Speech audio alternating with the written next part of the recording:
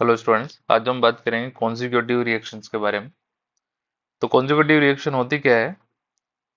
Product of one reaction is used as reactant for other reaction, यानी जो एक reaction का प्रोडक्ट होगा वो सेकंड रिएक्शन में एज अ रिएक्टेंट की तरह यूज में होगा।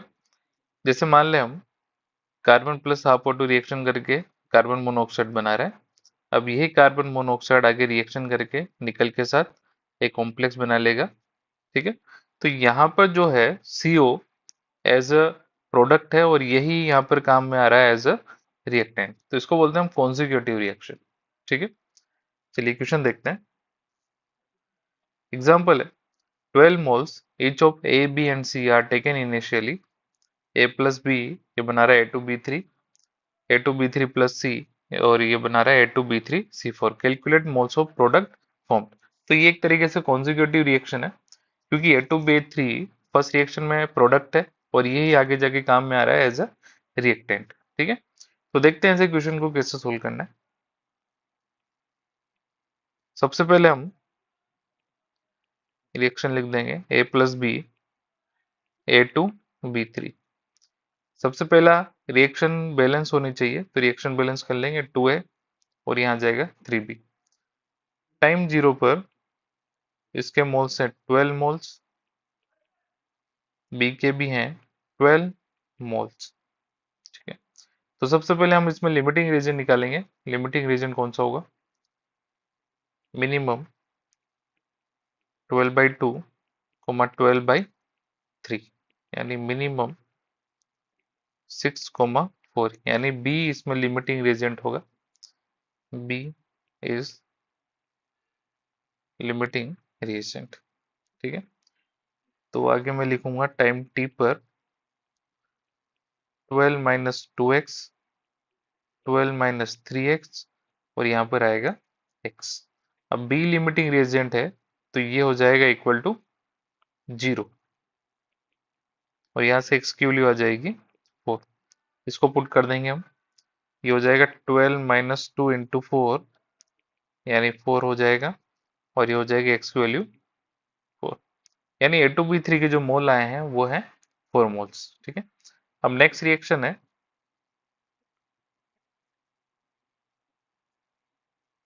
A2B3 प्लस C, ये बना रहा है A2B3C4। तो सबसे पहले रिएक्शन बैलेंस कर लेंगे, ये 4C हो जाएगा। टाइम जीरो पर A2B3 के जो मोल होंगे वो होंगे, जो फर्स्ट रिएक्शन में जो प्रोडक्ट A2B3 के जो मोल होंगे वही रिएक्टेंट में इसके मोल हो जाएंगे, जो कि है 4। ठीक है। और C के मोल है 12। तो वही सबसे पहले हम लिमिटिंग रीजन निकाल लेंगे। मिनिमम कितना हो जाएगा 4/1 12/4, ये हो जाएगा मिनिमम 4,3, यानी इसमें जो C है वो है लिमिटिंग रीजन। ठीक। Then C is limiting region. तो टाइम टी पर हो जाएगा 4 माइनस एक्स, 12 माइनस 4x और ये हो जाएगा x। यहाँ पर C limiting region equal to 0, यानी यहाँ से x की वैल्यू आ जाएगी 3। इसको पुट कर देंगे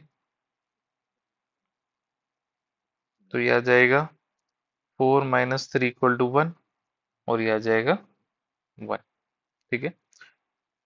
सॉरी, इसकी वैल्यू 3 है तो ये आ जाएगा 3। तो हमें निकालने थे मोल्स ऑफ प्रोडक्ट, तो आंसर आ जाएगा मोल्स ऑफ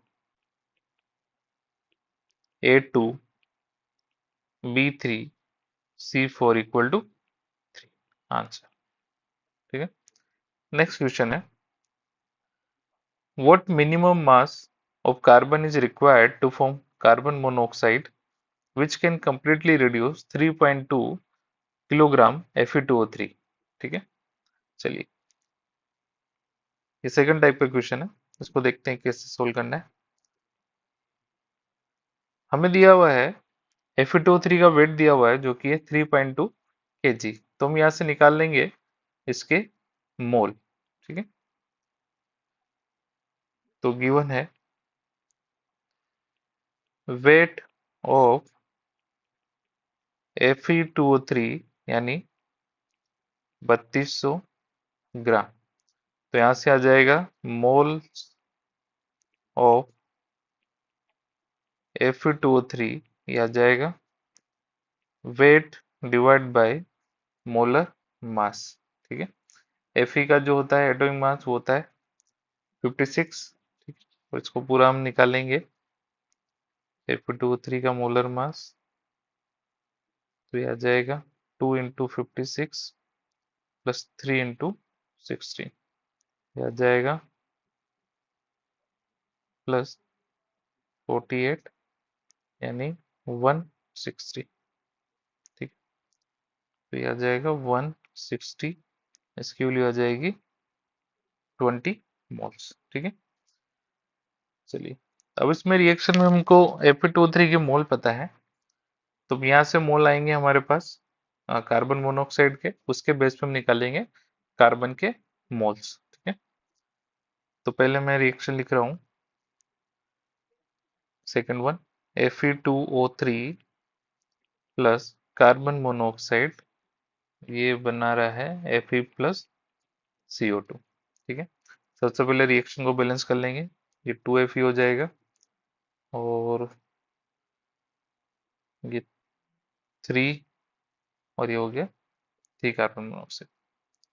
तो ये दिया हुआ है 20 मोल्स, हमें निकालना है कार्बन मोनोऑक्साइड के मोल्स। ठीक है, तो कैसे निकालेंगे, तो जब हम देख रहे हैं यहाँ पर जो है Fe2O3 के 1 मोल है, तब कार्बन मोनोऑक्साइड के 3 मोल है। ठीक है, तो 1 मोल Fe2O3 required 3 mole carbon monoxide, तो 20 मोल Fe2O3 रिक्वायर्ड, ये हो जाएगा 3/1 × 20 मोल कार्बन मोनोऑक्साइड यानी 60 मोल। यानी कार्बन मोनोऑक्साइड के हमारे पास मोल आ गए 60 हैं। मैं फर्स्ट वन इक्वेशन लिख रहा हूँ, वो है C+O2, C+O2 बना रहा है कार्बन मोनोऑक्साइड। तो सबसे पहले रिएक्शन बैलेंस कर लेंगे, दिया हुआ है कार्बन मोनोऑक्साइड के 60 मोल्स है, हमें निकालना है, इसको मैं डिफरेंट 60 मोल्स हैं और हमें निकालना है कार्बन के मोल्स। तो हम लिख देंगे 1 mole carbon monoxide required 1 mole carbon, क्योंकि दोनों के 1 1 मोल है, तो कार्बन मोनोऑक्साइड कितना है 60 मोल, कार्बन मोनोऑक्साइड रिक्वायर्ड कितना हो जाएगा 1/1 × 60, 60 मोल कार्बन। ठीक है, तो हमारे पास जो है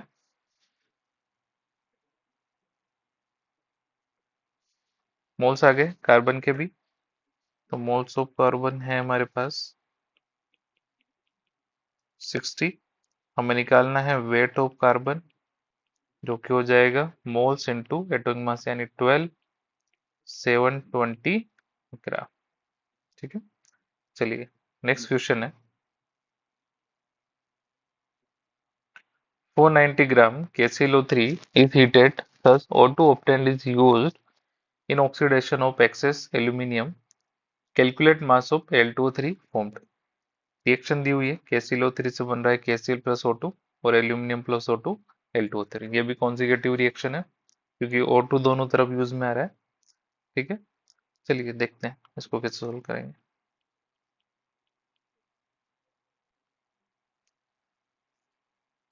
सबसे पहले हम निकाल लेंगे KClO3 के मोल्स, क्योंकि उसका वेट दिया हुआ है, तो मोल्स ऑफ KClO3 हो जाएगा 490 डिवाइड बाई, जब KClO3 का मोलिकुलर मास निकालेंगे तो आएगा 122.5, इसको सोल्व करेंगे तो आएगा 4। ठीक है, तो मैं अभी ये वाली रिएक्शन लिख रहा हूँ। KClO3 डिकम्पोज हुआ KCl प्लस O2। सबसे पहले रिएक्शन को बैलेंस कर लेंगे, 2KClO3 2KCl और 3O2। सबसे पहले KClO3 के मोल्स है हमारे पास 4, तो 2 moles KClO3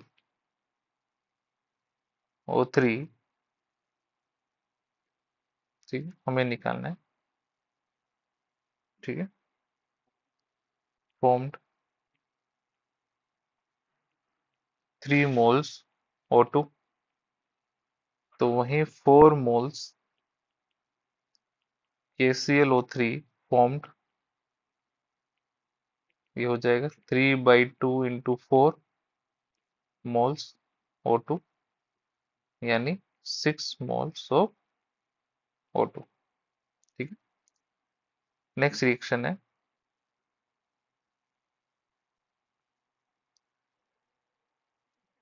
aluminium plus O2, ये गया Al2O3। सबसे पहले रिएक्शन को बैलेंस करना पड़ेगा। ठीक है, तो रिएक्शन बैलेंस होगी 3, ये 2, ठीक है, और ये हो गया आपका 4। ठीक, तो हमें दिया हुआ है, हमने निकाला है अभी O2 के जो मोल्स 6 हैं, तो ये 6 हो गए, हमें निकालना है इसके मोल्स। ठीक है, तो 3 मोल्स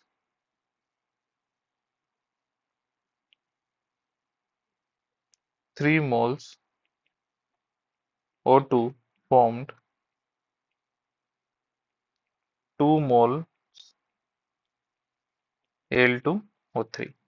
तो हमें निकालना है 6 मोल्स के लिए, 6 मोल्स O2 फॉर्म, ये हो जाएगा 2/3 मल्टीप्लाई बाय 6 मोल्स Al2O3, आ जाएगा 4 मोल्स।